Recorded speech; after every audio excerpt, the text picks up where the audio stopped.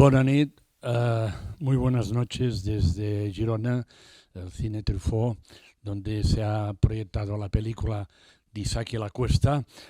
Queremos deciros que Viridiana es un proyecto de unas salas de cine, unas 30 salas de cine, que intenta o cree o quiere potenciar el cine de autor, el cine europeo, y hacer que la gente vaya al cine a ver películas en pantallas. O sea, en este caso hay más de 30 salas en toda España que están en estos momentos, nos están viendo. Buenas noches. Aquí desde el Cinema Truffaut intentaremos pues explicar y haceros entender a través de su director Isaki La Cuesta la película que acabamos de ver, un preestreno de una película que el día 24 de mayo se podrá ver en todos los cines ya de una manera normal. Isaki es un director de cine que nació en Girona el año 1975. Él ha hecho, bueno, ya lleva muchas películas en su historial. De hecho, prácticamente todas las películas que ha realizado las ha estrenado en este cine, todas. Luego nos lo explicas. Los ha estrenado. Incluso el Cine Truffaut está que lleva la programación y todo, o sea, la dirección del cine es el colectivo de críticos de cinema de Girona, y él es un miembro fundador. Kraven contra Kraven fue la primera película que él hizo y se presentó aquí, pero quería dejar, y aquí es la primera pregunta, más o menos, decir, Isaki se ha especializado en hacernos biografías de personajes muy singulares y a su manera. O sea, no es la típica biografía, sino que entra en las entrañas de los personajes, como hizo con Cameron de la Isla, o como hizo con Ava Gardner, y ahora ha hecho con este grupo, Los Planetarios. Isaki, ¿tú cómo llegaste a esta película? Bueno, merci de benvingut y gracias por estar al otro lado, imagino. Bueno, Segundo Premio es una película que hemos codirigido con Paul Rodríguez y llego a ella de forma azarosa a través de un amigo. Está bien que una película sobre amistad me haya llegado por amistad. Era un proyecto que estaba liderando Juan Astrueva, un director amigo, y él me contaba el proyecto y se lo envidiaba. Le decía que me daba mucha envidia lo de poder trabajar con músicos en Granada. Él ya tenía la idea de que los protagonistas de la película fueran músicos profesionales, o sea, fueran músicos y no actores, músicos que pudieran actuar muy bien. Y hubo un día que me llamó y me dijo que tenía que hacerme una consulta, me pidió hablar en videollamada, cosa que me pareció extraña, ¿eh? Y ahí es donde me dijo que pensaba dejar el proyecto y si quería abordarlo yo. Entonces me pasan, le digo que sí, claro, que envidiaba mucho esa película. Me pasan el guión y es un guión de película de Jonás. Entonces yo no puedo hacer esa película porque la admiro justamente porque no se me parece en nada. Si se me pareciera, ya no podría admirarle. Entonces me dicen que lo puedo escribir a mi manera, con Fernando Navarro, que era el co-guionista original, y hacemos el guión de esta película enfocándolo como lo habéis visto. Esta historia sobre todo de amistad, de necesidad mutua, que es una película para mí sobre el trabajo en equipo, sobre todo. La gente que está al otro lado, o sea, los cines de toda España, puede participar a través del QR o a través del WhatsApp de la web. Nosotros tenemos aquí un equipo que atendrá las peticiones y las haremos llegar al director. También la gente, los espectadores que están aquí en directo, también pueden levantar la mano y preguntar, y también Isaki contestará. Hay una cosa, el hecho de haber John Astruga, lo comentábamos ahora, es un gran director y tiene mucha tendencia a hacer un poco de cine al tipo de Eric Romer. En cambio, esta película es entrar en las entrañas de unos personajes en un momento creativo y no sé, pienso el hecho de haber rodado una noche y 2 días, no, un año y una noche, perdón, que también hay, o sea, tuviste que rodar en una discoteca con música. Esto ya hiciste una especie de aprendizaje para poder rodar esta película. Pues seguro que sí, de cada película aprendes cosas para las siguientes. Y en este caso, pues de forma no premeditada, pues son 2 películas consecutivas en las que la música y el rock and roll tienen un peso muy fuerte y luego las 2 películas se parecen en que las dos están contadas desde el interior de los personajes, son películas muy subjetivizadas. Es decir, que no en otras películas nuestras la cámara está a la altura de los personajes, intentamos que la cámara no se vea, que la fotografía sea invisible, que no se note el trabajo de guión. En esta película es más bien lo contrario, es una cámara que por momentos levita y que responde al estado emocional de cada uno de los personajes, ¿no? Quizás la diferencia principal con los biopics musicales que se están haciendo ahora pasa un poco por ahí, por el hecho de la forma viene dada también por el tipo de aproximación. No queríamos hacer estas películas que hacen ahora, que son como estatuas para un músico. Yo lo llamo películas con peana, ¿no?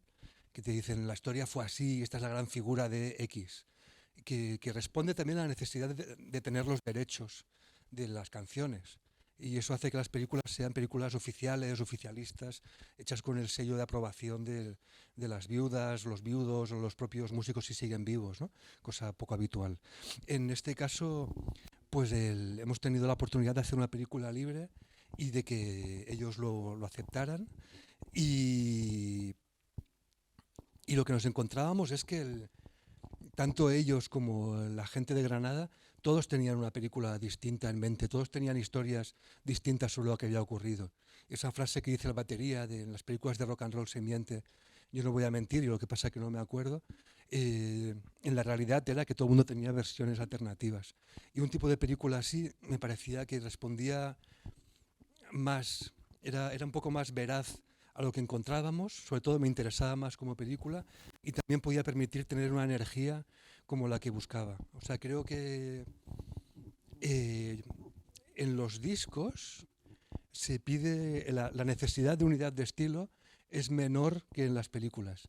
Es decir, en un disco, y pienso en Una semana motor de autobús, pero pienso también en muchos de los discos que más me gustan, el músico va cambiando de estilo a lo largo de las canciones.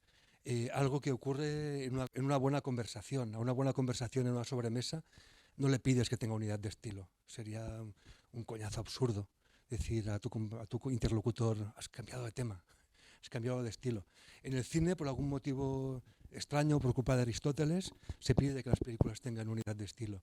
Y a mí me gusta que las películas quiebren, que jueguen, y en este sentido me parecía que era una forma de ser más fiel al espíritu rock and rollero de Los Planetas, o al menos a cómo yo he querido interpretarlo. Por cierto, ¿tú conocías el grupo antes de eres fan o eras fans o cómo era tu relación o ha sido? Sí, yo era fan de Los Planetas antes de hacer la película y lo más sorprendente es que lo sigo siendo después. Y, o sea, lo sigo escuchando. Hay una cosa extraña, yo en los años 90 trabajaba aquí en el diario cubría, hacía muchos artículos sobre música y cubría muchos conciertos. Y por algún motivo nunca cubría Los Planetas y me los empecé a escuchar muy tarde. Es como que hice artículos y vi conciertos de casi toda su generación y Los Planetas, por ejemplo, Enrique Morente y los Lagartija Nick, que suenan en la película con ese tema tan bonito del disco Omega, que a mí me marcó y es de los discos que tengo como referentes de cómo me gustaría ser de mayor. Pues con Los Planetas no me ocurrió, sin ningún prejuicio a favor ni en contra, simplemente es que los descubrí bastante más tarde, cuando ya estaban empezando a flamenquear. Y es desde ahí que de modo retrospectivo me hago fan de ellos. Y el año previo a que Jonás me llamara, de hecho, les escuchaba muchísimo y tocaba canciones como Línea 1 en casa a menudo. los actores, la pregunta va, ¿son actores, son gente que fuisteis a Granada y que hicisteis un casting? ¿Cómo buscasteis o los personajes que se adaptaran? El grupo, los Planetarios, vinieron en el rodaje, se conocieron. ¿Cómo fue la relación entre actores, dirección, incluso con los Planetarios? Sí, a mí siempre me encanta cuando me preguntan, ¿son actores o personas de verdad? ¿No? O sea, dando por hecho bueno, los que sois actores no se sabe lo que sois gente muy rara. En este caso, pues son actores y son personas de verdad y son incluso músicos y músicos de verdad. Esto es que yo, como os decía, es una premisa que ya venía de Jonás, que me entusiasmaba, que era la idea de evitar estas películas en las que de repente el actor tiene una voz y súbitamente empieza a cantar con la voz de Freddie Mercury, por decir un nombre aleatorio. Eh, eso a mí me parece una especie de coitus interruptus total. Y, y la premisa, en cambio, de poder hacer, me imaginaba haciendo ensayos eh, en playback, ¿no? O sea, como rodar un ensayo en playback me daba una pereza horrible y creo que eso luego transmite falsedad al espectador. Es muy difícil que no estés muy encorsetado. Y en cambio, trabajando con músicos, podíamos jugar dentro de un guión, a tener la libertad, aportaron mucho al guión también. Entonces fue un casting largo, complicado, porque requería encontrar a músicos que supieran actuar bien. No buscábamos que se parecieran a los planetas de verdad, porque luego creo que si intentas hacer caricaturas de parecido se vuelve un poco chanante todo, de forma involuntaria y mal, porque los chanantes son muy buenos. Aquí, pero sí buscábamos que de algún modo tuvieran la energía y la cierta evocación de los caracteres que la gente tiene en el imaginario sobre cómo son los planetas. Y bueno, ahí la directora de casting, Marichu Sanz, fue clave para dar con todos ellos. Algunos de ellos, como por ejemplo Mafo, que es el batería, era tocado con los planetas y hay grabaciones de los planetas en las que quien toca es él, o sea, les conoce bien. Las escenas granadinas pequeñas, casi todos ellos se conocían ya de antes y la cuestión era, en el caso del cantante no conseguimos encontrar a nadie que fuera músico de allí, encontramos a un actor que podía imitar el acento andaluz oriental con cierta solvencia y que sabía tocar, había tenido bandas, pero sin ser músico profesional, él venía de la actuación. Y bueno, era compaginar esta banda. La película se fue retrasando en preproducción por varios motivos y esos 6 meses de trabajo, de ensayos, de trabajo con el director de foto, pues nos vinieron muy bien para poder encontrar este espíritu de banda, que realmente se hiciera en una banda. La película está dirigida por ti, pero también por Paul Rodríguez, y me gustaría que nos dijeran la participación, cómo trabajasteis, al igual que el guión también es tuyo, pero también de Fernando Navarro. Sí, Fernando Navarro está en la película desde su origen. Él es un guionista que creció en Granada, él trabajaba en los bares donde estaban los planetas y toda la escena musical, y la idea nace de conversaciones suyas con Jota. Y, y yo sigo escribiendo con él, o sea, escribimos un guión nuevo. Él ha hecho mucho cine fantástico y eso pues creo que me ha permitido explorar una línea que siempre me ha interesado y que por distintos motivos no había trabajado tanto como esta vez. Y, y me has preguntado algo. Ah, la codirección con Paul pues surgió porque el día antes de empezar el rodaje de la película pues salió un diagnóstico de leucemia de nuestra hija Luna y tuve que abandonar el rodaje y por el camino pensé, bueno, igual la puedo dirigir a distancia. Takuro Takeuchi, mi director de fotografía, me había contado una experiencia suya en Nueva York durante la pandemia, cuando al director Santiago Zanún lo dejaron entrar en Estados Unidos y cómo había dirigido a través de la tecnología nueva, ¿no? Y yo cuando me lo contaba me parecía un poco grotesco. Y en ese momento de necesidad, pues les planteé la opción de dirigirlo a distancia, pero no sabía si podría rodar la película hasta el final o no. Entonces me di cuenta que haría falta un codirector, que haría falta alguien en el set que pudiera estar con ellos, tocarles, y alguien que en el caso de que yo tuviera que retirarme pudiera seguir la película. Y Paul había sido mi ayudante de dirección en Un año y una noche, me conocía muy bien, conocía a todo el equipo, Es una persona con la energía y la concentración suficiente como para muy poco tiempo hacer lo suyo. Y, y bueno, pues él ha aportado la creatividad y el trabajo para terminarla juntos. En muchos momentos me decía, ¿te das cuenta de que somos como el cantante y el guitarrista? Yo creo mucho en esta idea de hacer películas autobiográficas en tercera persona, ¿no? Aprovechar las vidas de otros para contar la tuya por debajo. Y era un poco la idea de encontrar intersecciones entre la historia de los planetas y la nuestra. Y al final el trabajo creativo, creo que el trabajo en general, ¿no? Cuando trabajas incluso en un equipo de deporte, necesitas a los compañeros. Y a la vez esa necesidad es una bendición y una maldición muchas veces, ¿no? Ese tipo de experiencias nuestras pues están reflejadas en la película.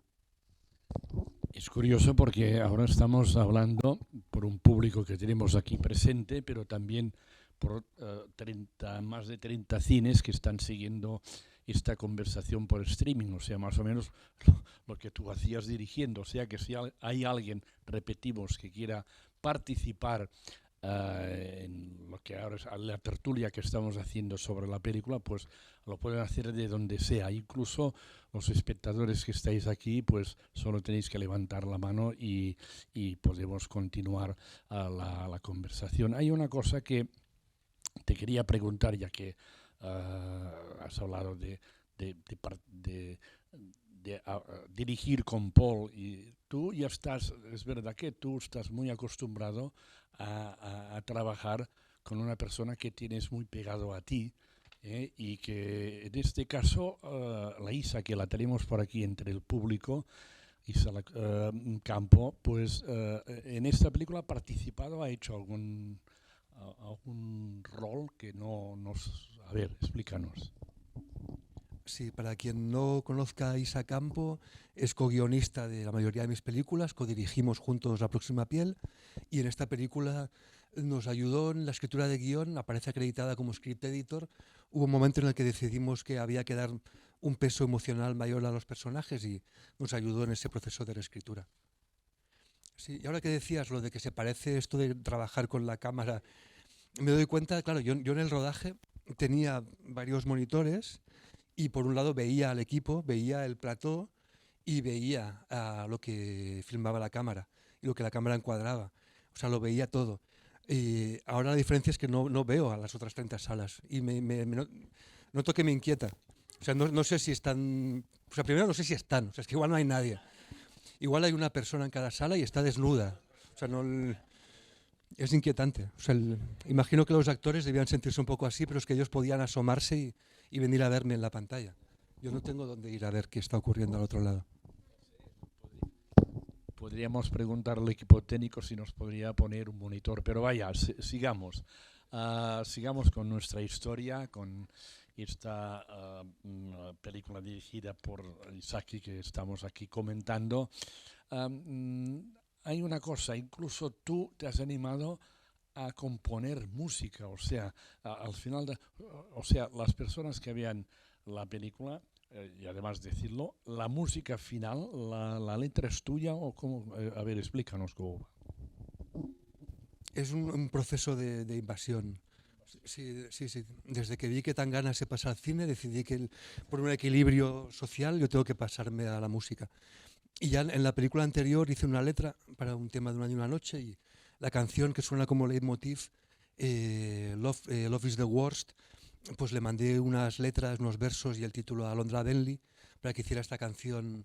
Dijéramos que la banda sonora tiene como tres patas, ¿no? La música de los planetas, interpretada en vivo por nuestros actores, la música actual hecha por Ilia, que le pedí que fuera muy distinta a esa música, que fuera una música, bueno, contemporánea, futurista, y esta canción que para mí es un poco una canción que podría estar hecha en los 60, en los 70, en los 80, una de estas canciones intemporales que existen en cualquier momento y que ha hecho Alondra Benley.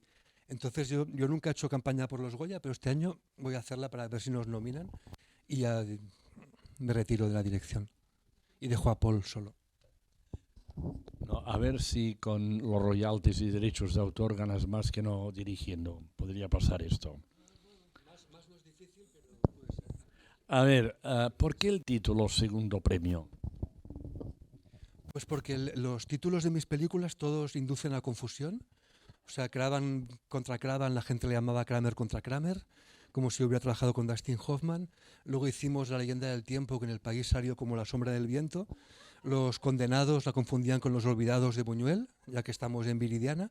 Murieron por encima de sus posibilidades, murieron con las botas puestas. Y entonces pensamos, ¿qué título puede crear más caos? Hace poco un programador me dijo, he visto que habéis ganado el segundo premio en Málaga. y vi que íbamos por el buen camino.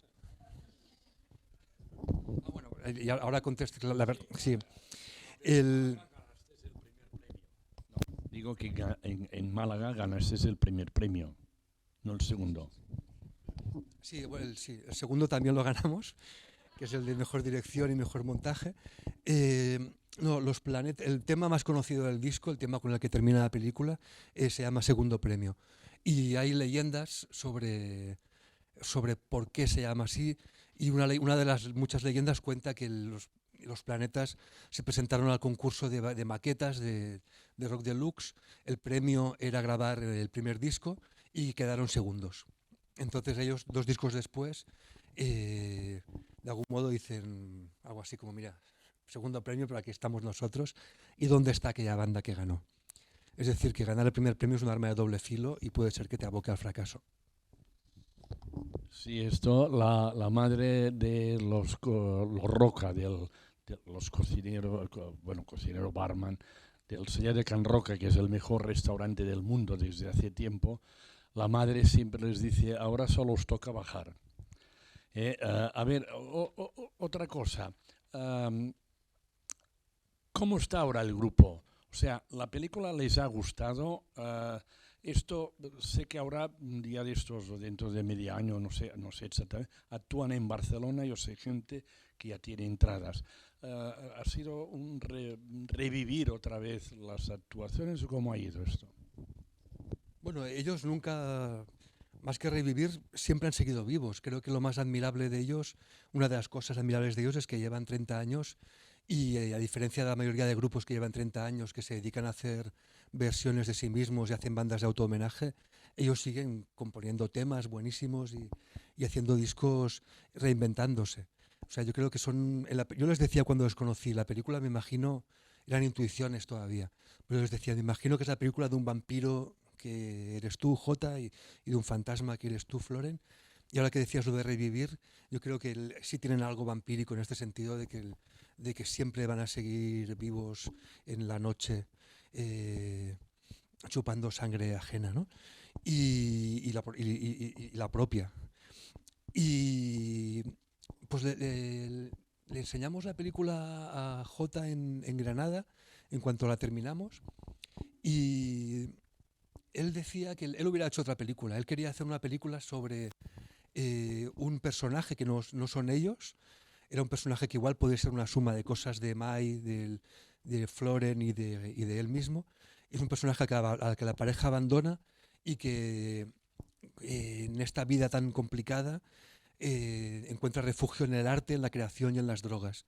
Y cada canción es atravesar una droga distinta. Y esto sería una película conceptual.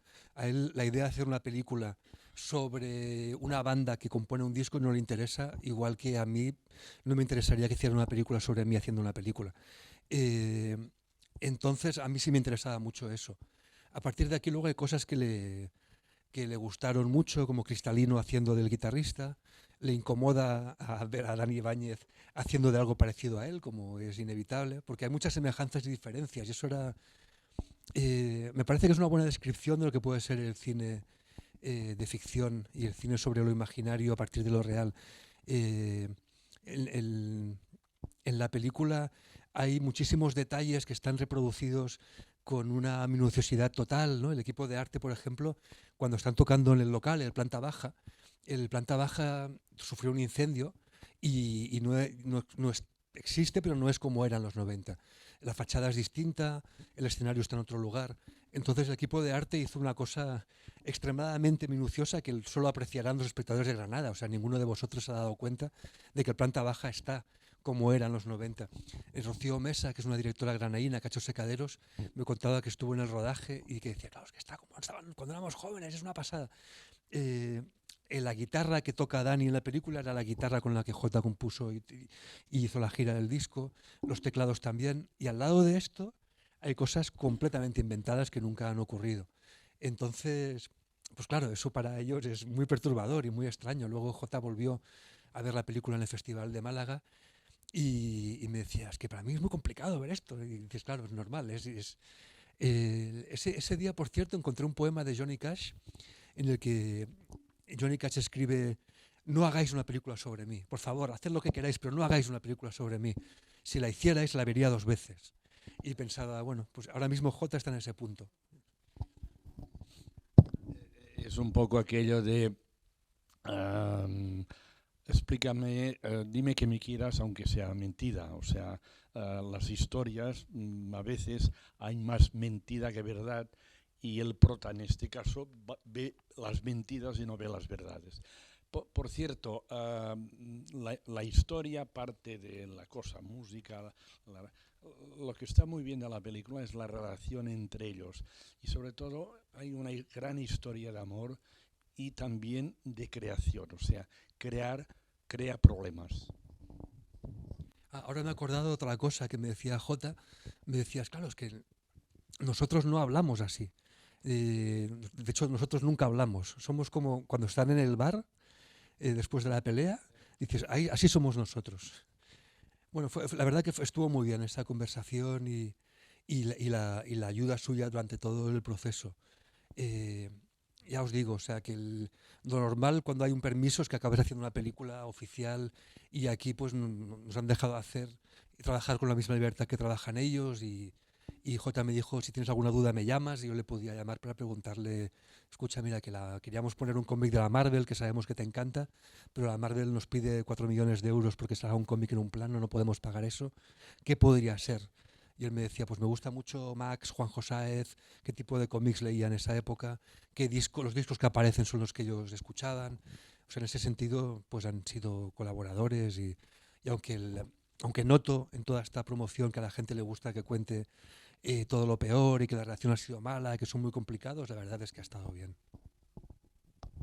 Estamos aquí en el Cine Truffaut hablando con Isaac Lacuesta, el responsable de la película Segundo Premio. Podéis preguntar, yo tengo 3.726 preguntas más, o sea que no hay problemas, pero también me gustaría si podéis participar y preguntar cosas que habéis visto, porque ahora estamos en igualdad de condiciones, todos hemos visto la película y supongo que a él le gustaría saber si os ha gustado, si realmente esperabais ver la historia que nos ha explicado. ¿Tú estás contento? O sea, ¿has hecho la película que tenías en mente al iniciarla? Porque a veces ocurre que nunca acabas de hacer lo que te gustaría hacer.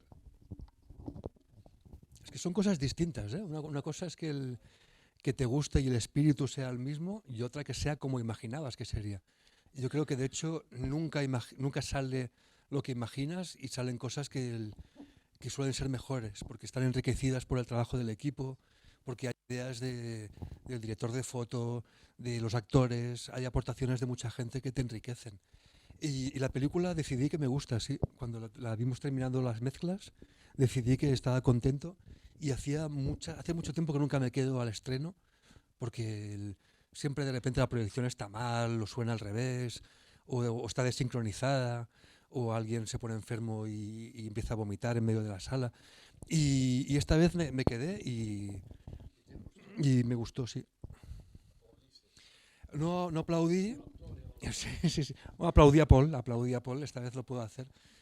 Y pues sí hay secuencias que todavía las veo disfrutando de lo que hacen Dani, Cristalino, Mafo, Chesco, sí, Stephanie. La película está rodada en Granada, también, si no voy equivocado, en Sevilla y en Nueva York. ¿Cómo fue el rodaje en Nueva York? ¿Tú también ibas con streaming en Nueva York o cómo lo hacías? Sí, yo iba siempre con streaming y en este caso el rodaje de Nueva York pues era un rodaje bastante clandestino, o sea, no había permisos. lo cual, siendo una película de época, es complicado, porque no es el tipo de película en la que puedes robar planos como hemos hecho en otras ocasiones. En este sentido fue como la pandemia. Cuando rodábamos en pandemia no podíamos rodar planos en la calle porque la gente llevaba mascarilla y no correspondía con la narración. Aquí los coches, la gente no estaban vestidos como en los 90. Entonces lo que hicimos fue un equipo comando muy pequeño, eh, con unos cuantos extras y figuración vestida de época, y hacer un rodaje como los rodajes que me gustan, muy de comando, un comando desmilitarizado. O sea, mi momento favorito, pensad que como la película ocurre en los 90, todas las bombillas que aparecen en las calles son nuestras. Takuro Takeuchi, director de foto, cambiaba todas las bombillas de LED por bombillas de sodio en todas las farolas de todas las calles de Granada, de Sevilla y de Madrid. Y en Nueva York, al no tener permisos, pues no se podía hacer. Y mi momento favorito es cuando Takuro y Paul deciden que van a apagar el puente de Manhattan para iluminar con nuestra luz de LED. Y recuerdo que el equipo de producción me llamaban pidiéndome que por favor les parara. Me decían, por favor, páralos porque vamos a terminar en la cárcel. Y yo les decía, ahora sí, no sé, es que se me corta. No sé. Y tengo un vídeo muy bonito de Takuro y Paul avanzando por el puente de Manhattan con una escalera yendo a cambiar esas luces. Bueno, un percance que tuvieron es que le robaron la escalera, ¿no? Sí, pero se la robó el equipo de producción para evitar el encarcelamiento. Um, esta película, hoy hemos hecho un preestreno, repito, se estrena el día 24. ¿Tienes muchas esperanzas en el sentido de decir, esta película sé que voy a conectar con un público, sé que hay un público que espera esta película? No, yo creo que como cineasta lo mejor que puedes hacer es no esperar nunca nada. O sea, lo normal es que las películas no salgan y que las películas no existan, y si salen lo normal es que no la vea nadie. A partir de aquí todo lo que venga, o sea, de hecho ha pasado ya, o sea, la película ya se vio en Málaga, encontró un público que le gustó, se ha visto en Buenos Aires, en Seattle, está gustando a gente que conoce a los planetas y a gente que no. En este sentido, si la película desapareciera mañana, ya estoy satisfecho. Todo lo que venga es un regalo añadido. Ya que estamos, y sabiendo que es un regalo, si en cada sala quedáis una persona, si cada uno consigue engañar a 10 personas más, pues dentro de una semana hay una canción de Los Planetas que dice, porque seremos cientos por cada uno de ellos, ¿no? Pues bueno, pues poco a poco así conseguiremos que las salas se llenen. Si no os ha gustado, pues engañad a 10 enemigos y llevadlos al cine. Hay una pregunta, dos preguntas, a ver.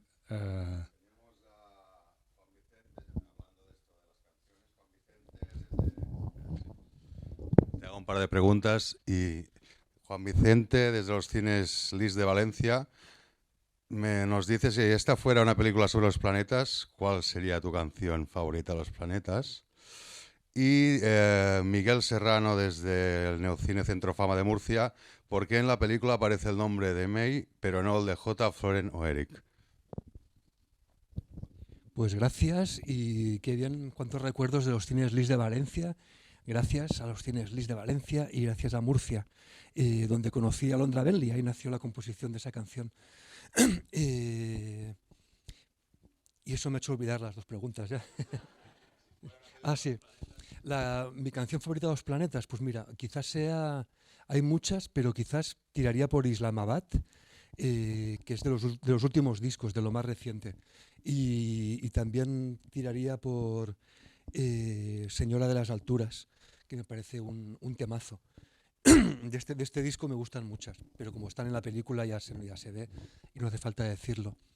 Y cuando escribíamos el guión, esta pregunta sobre los nombres tiene relación también con la idea de la cartela inicial. Esta no es una película sobre los planetas, es una película sobre la leyenda de los planetas.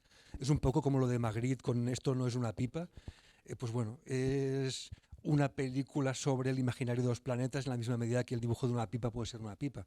Pero pensábamos, justamente en oposición a estas películas que os decía antes, cómo recordar al espectador que todo esto forma parte de una especie de relato popular que se va contando de boca en boca y la gente te cuenta las leyendas de los planetas y tú se lo cuentas a tu vecino y cada cual lo enriquece. Y esto empieza con ellos mismos cuando escriben canciones, y cuando J escribe una letra, una de las grandes cualidades que tienes, que tienes la impresión como oyente que eso le ha pasado de verdad y que le pasó de esa manera. Yo creo que cuando escuchamos Un buen día, por ejemplo, por decir una de las canciones más famosas, todos pensamos que esa noche J estuvo con Eric tomándose 3 millones de rayas hasta la madrugada, y pensamos, eso ocurrió, y vio ese gol de Mendieta, y nos convence de eso. Pues la película busca ese convencimiento a través de la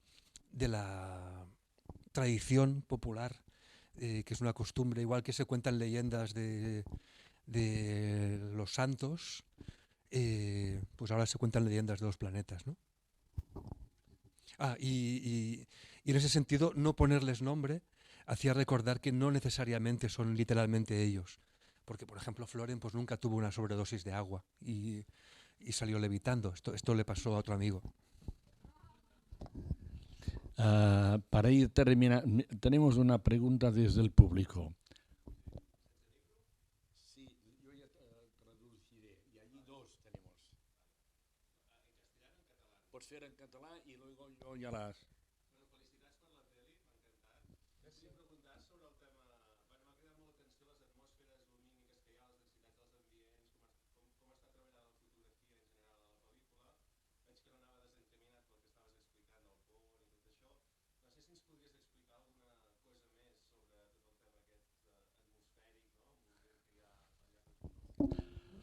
La pregunta es la atmósfera, la luz, todo el ambiente de la película, ¿cómo lo has creado?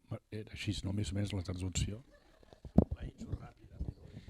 Pues como os decía, con Takuro Takeuchi hemos trabajado bastantes meses y es su primera película. Él lleva mucho tiempo trabajando en publicidad sobre todo y abordó el rodaje con mucha ilusión y pudimos inventarnos cosas. O sea, era una película que nos daba pie a ser muy juguetones y buscábamos una imagen que fuera imperfecta. Yo me acuerdo que le decía que detestaba la idea del 4K, del 8K. Justamente los planetas, la gracia que tenían es que su sonido era sucio y distorsionado y que nuestra imagen podía ser igual. Entonces trabajamos mucho con... Takuro se inventó lo que llamábamos el taculet, que era una especie de parrilla de luces que hicieron con una impresora 3D colocada enfrente del visor y que se podía manipular a distancia y que hacía que la imagen quedara teñida por colores distintos, haciendo que la relación entre altas y bajas de la luz cambiara, y eso hacía que hubiera algo que ya quedaba impregnado en la imagen, que no podías tocar en postproducción y que tenía un componente de azar también, ¿no? Y eso nos gustaba mucho. Y luego hay como muchos inventos que son complicados de percibir, pero que me hace mucha ilusión. Hay una cosa, por ejemplo, que yo buscaba hace mucho tiempo y hasta esta película no he conseguido resolver y que hasta ahora no ha visto ningún espectador, que es un momento en el que hay un cambio de profundidad de campo en un plano. Esto ocurre en el momento en el que en el que el guitarrista llega a Nueva York y se encuentra con el cantante. Yo soñaba hace tiempo con un plano en el que no es que cambies el foco de punto, sino que de repente la profundidad focal se puede ampliar o acortar dentro del mismo plano. Y es un primer plano del guitarrista que está aislado, no comparte espacio focal con nadie, y de repente el espacio focal se amplía y sin perder el foco en ese primer término, hay foco también al fondo, que no existía hasta ese momento. Y es la conexión del cantante y del guitarrista que se vuelven a sincronizar, vuelven a compartir un espacio focal. Ese tipo de pajas mentales son las que nos animan a hacer películas, aunque nadie las vea. O el trabajo la decisión de hacer la película en 4/3, ¿no? Por ejemplo, eso permitía que pudiéramos rodar con estos aires por arriba, sin que tuvieras que ensanchar el espacio. Esto le daba un aspecto más noventero, como el del videoclip, como el del karaoke en la televisión. Ese es el tipo de juegos que me gustaría fomentar en el espectador, que ahora cuando volváis a casa entréis en YouTube y busquéis Los Planetas Televisión Española y veáis las semejanzas y las diferencias con la actuación real en la que se inspira. Por ejemplo, claro, si esta película estuviera rodada en Scope, no podríamos hacer en estas panorámicas que hacemos girando y descubriendo a los personajes, les descubrirías mucho antes, verías mucho más el espacio que hay alrededor, llegarías antes del cantante al guitarrista. Aquí en cambio están separados de otra manera, ¿no? Bueno. Hay otra pregunta entre el público del Cinema Truffaut, a ver si llegamos hasta allí y él pueda preguntar directamente sin tener que traducir. No, Isaki, ¿qué tal? No, la pregunta era en función el formato, ¿vale? Que me ha llamado la atención, es que es un formato que me gusta mucho y me ha llamado la atención que fuera un 4:3. Y nada, esa es la pregunta. Aparte de eso, la fotografía para mí es excelente y la capacidad de captar la luz ambiente, sobre todo el contraste de colores en exterior y en interiores, a mí me ha gustado mucho. Pero la pregunta era sobre el formato, simplemente. Gracias. Muy bien, pues vamos a ver qué dice Isaki. Espera, que tú también aprovechemos. Hola Isaki, què tal? Moltes gràcies per la pel·li, m'ha encantat. Tinc diverses preguntes o algunes digressions més que res. Una, com t'enfrentes a una pel·li així com una mica des d'una vessant fan o des d'una vessant que és algo que et toca molt i també a nivell generacional, ¿vale? I l'altra és que sí que hi ha alguna de pel·li de vampiros aquí i m'ha recordat bastant també a com el Jarmus la tracta amb aquella de Solo los amantes sobreviven. I bueno, si tenies algunes pel·lis biòpic de músics que t'hagin agradat o que t'hagis mirat a l'hora de conceptualitzar aquesta. Bueno, Isaki, tú mismo haz la versión de la pregunta. Muy bien. No, nunca había visto a Guillem correr tanto. De hecho, nunca la había visto correr. Bueno, la primera pregunta pues la ha hecho Tony, que es fotógrafo, y me ha hecho ilusión. Me ha preguntado por los 4/3 y puedo añadir a lo dicho anteriormente que también me hacía pensar en las portadas de los discos, en las viñetas de cómic, que el cómic es un mundo muy afín a los planetas y que me ha acompañado mucho durante el proceso de esta película. En el caso de los cómics, por ejemplo, los aires que hay por encima de los personajes, por encima de las cabezas, es algo muy habitual porque es el espacio que ocupan para los bocadillos, ¿no? En este caso, pues estos aires nos servían para otras historias. Y la pregunta de Ivo, claro, Ivo estuvo de gira con los planetas, o sea que él podría contar otra película, y me acuerdo que un día que nos encontramos en el tren me estuvo contando historias sobre los planetas. Historias... El que ha hecho la pregunta, Ivo, sí, eso que os decía de que hay leyendas que corren sobre los planetas, él me contó varias. Cuando os decía que todo es mentira, me refería... No, Ivo solo decía verdades. ¿Qué preguntabas? No, sí, perdón. Preguntaba por los vampiros. Sí, yo cuando conocía a los planetas, yo les decía, voy a hacer la película que... O sea, a ver, si empiezo a preguntaros a vosotros, no haremos ninguna película.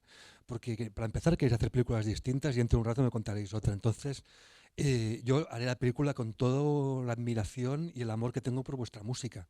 Pero tengo que hacer la película como si estuvierais muertos. Que tiene que ver con los vampiros. Y sé que con Takeuchi, con Takuro, hablábamos mucho de películas de vampiros. Y tiene relación con esos interiores que decías.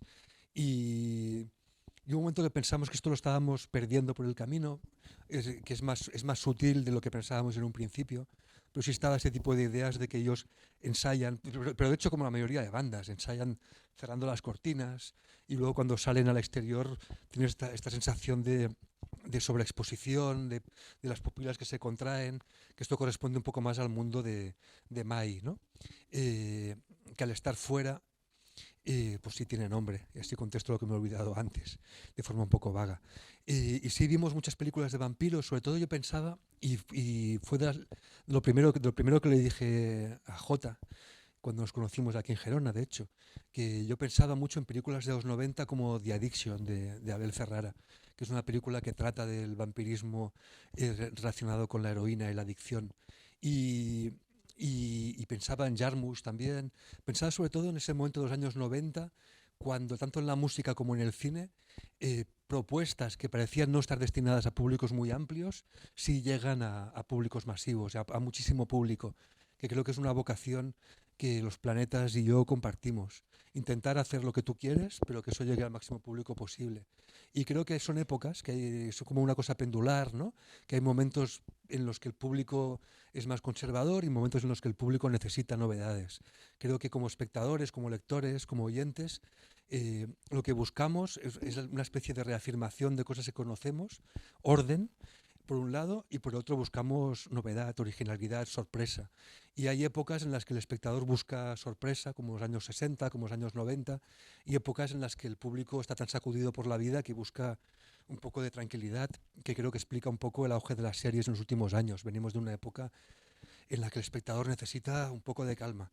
Y tengo la impresión de que ahora estamos en un momento en el que el péndulo vuelve a girar y hay unas ganas de encontrar cosas distintas y sorprendentes. Entonces, cuando empezábamos la película, vimos The Addiction de Ferrara, vimos la película de Only Lovers Left Alive de Jarmusch, y nos dimos cuenta que no nos servían de nada, que nuestro recuerdo es lo que nos servía, no tanto como las películas, que luego no eran como recordábamos. Pero lo que sí nos interesaba era esa especie de energía que tenían esas películas, esa libertad a la hora de contar el cine. Las películas de Jesús Franco, ¿no? También tenían ese espíritu. Aquí Alberto desde los Cines Verdi de Barcelona nos pregunta el por qué la decisión de mostrar las letras en la película. Esto fue una decisión muy controvertida,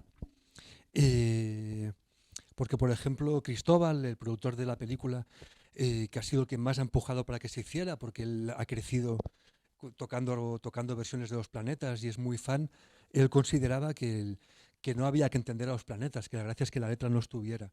A Paul y a mí nos parecía que de repente colocar las letras hacía que la película tuviera una capa narrativa y se reforzara una cosa que trabajamos mucho con Fernando en el guión, que era la idea de que las secuencias musicales fueran narrativas, formaran parte del relato.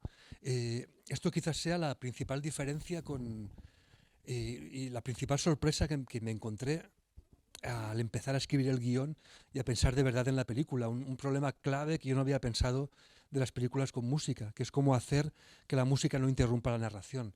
Yo en las entrevistas cuento que buscábamos hacer lo contrario que las películas de los hermanos Marx, ¿no? En las películas de los hermanos Marx hay una historia y de repente se para y tocan una canción y 4 minutos después vuelves al relato.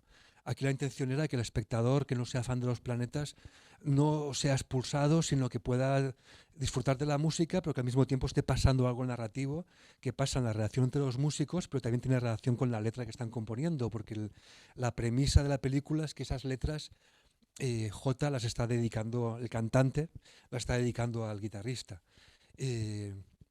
Cosa que en su día J. Floren me dijeron que era falsa y que eso no era así, y luego cuando Floren sacó su disco, en las entrevistas promocionales contaba que se había dado cuenta muchos años después de que las letras hablaban de él. O sea que hay de nuevo hay como distintas versiones de ese hecho, ¿no? Entonces, bueno, pues Paul y yo defendimos la idea de que aparecieran esas letras y también porque una fantasía que tenemos es que el público en las proyecciones cante. O sea, nuestra proyección soñada sería una en la que el público canta las canciones. Sí, de hecho, el martes que viene en Madrid haremos 2 proyecciones con el público de pie, con cerveza gratis y con la banda tocando los temas en vivo. A ver cómo sale, porque es difícil que cuadren la sincronía. El tiempo se nos ha terminado. Ha habido un momento en que Isaki ha dicho que mientras hay un espectador vale la pena porque puede salir a explicar a que vean la película. Hace más de 2000 años un señor explicó una historia, 12 hombres salieron a explicarla y ahora hay millones y millones que la siguen. A ver si aquí hay más de 12 personas más los que han estado en los 30 y más cines del proyecto Viridiana, hacen que la película superen a todos los cristianos para ver segundo premio. Isaki, muchas gracias. Gracias a la gente de los cines de la Asociación Viridiana, que una vez más hemos podido participar y estar con el director o el responsable de la película para aprender lo que es el cine, pero sobre todo para ir al cine y en salas de cine. Señor Isaki, muchas gracias. Muchas gracias a vosotros.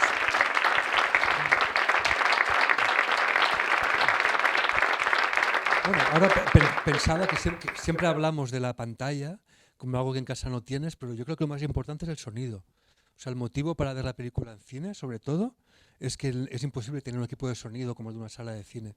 Y todo ese trabajo de música y de sonido que hicimos con Alejandro Castillo y con Jaime Beltrán y con la música de Ilia y con Diana Sagrista de sonidista, se pierde, es imposible en una casa. Pues más motivo. Gracias. Buenas noches.